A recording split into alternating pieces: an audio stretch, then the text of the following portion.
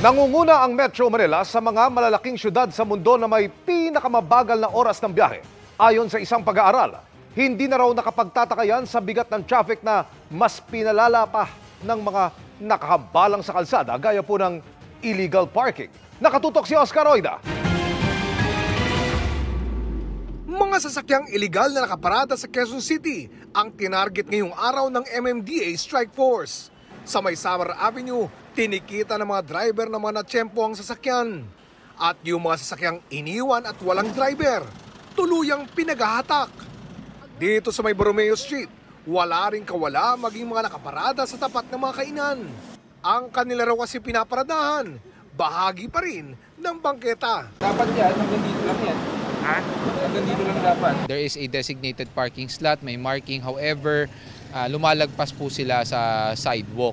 So, hindi po pwede yon dahil kahit na may parking slot po yan, meron po yung allotment for the sidewalk. Ayon sa MMDA, bukod sa lumalaking bilang ng mga sasakyan sa kalsada, isa daw sa mga paunahing dahilan ng patuloy na pagbagal ng daloy ng trapiko sa Metro Manila ay ang pagpaparada kung saan-saan. Let's say a road that is 4 lanes, di ba? So 2 lanes northbound, 2 lanes southbound. Kung paparadahan natin yan, each lane on both bounds, mababawasan ng linya or madadaluyan ng traffic. Imbis na dumami yung volume ng kotse na makakadaan sa isang kalsada, mababawasan because of meron naka-illegally parked. Sa pag-aaral ng TomTom, isang Dutch Navigation and Digital Mapping Group, lumalabas na sa 387 metro areas sa iba't ibang bansa. Nangunguna ang Metro Manila sa may pinakamabagal na travel time. Tumatagal daw ng 25 minutes and 30 seconds para makausad ang sasakyan ng 10 kilometro. That's the the reason or the concept behind the Special Operation Group Strike Force na mag-intensify ang clearing operations natin, not only limited to the mabuhay lanes but also to the major thoroughfares. Ang tanong, saan napaparada ang mga sasakyan? May ilang kalsada na pinapayagan ang street parking, tulad sa may barangay UP Village na may piling kalsadang pwede ang one-side parking.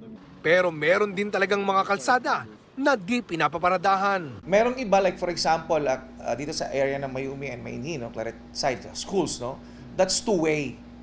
No parking, ideally, no parking yan during school days. Kasi kailangan clear yan, mabilis yan. Pag hindi school days naman, open yon for one-side parking.